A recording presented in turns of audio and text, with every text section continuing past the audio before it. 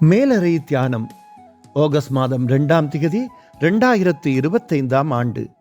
எழுதியிருப்பவர் Gregory சேன்லி, Michigan, USA. தலைப்பு: ஜெபிப்பதற்கு ஒரு நல்ல நேரம்.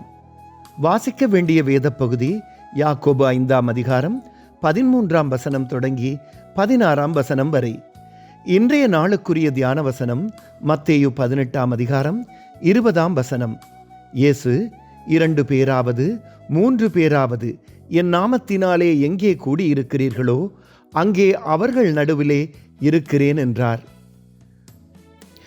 வைத்தியரை பார்ப்பதற்காக நோயாளர்களாலும் அவர்களை கவனிப்பவர்களாலும் காத்திருக்கும் அறை நிரம்பியிருந்தது. அந்த நேரத்தில் சக்கர நாட்காலியில் ஒரு வாலிப பெண்ணை இருத்தி தள்ளியபடி வந்த ஒரு தாயார் எனக்கருகே அமர்ந்தார். சக்கர நாட்காலியை எனக்கு நேரே நிறுத்தினார். எவ்வளவு அநாகரிகமான செயல்!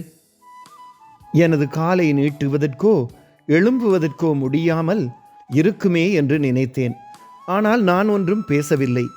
சிறிது நேரத்தின் பின் அந்த வாலிப பெண் ஒரு தியான புத்தகத்தை எடுத்து வாசிக்கத் தொடங்கினாள். அவள் வாசித்ததன் தலையங்கம் கடவுளை அண்மித்துச் சேரவும் என்பதாகும்.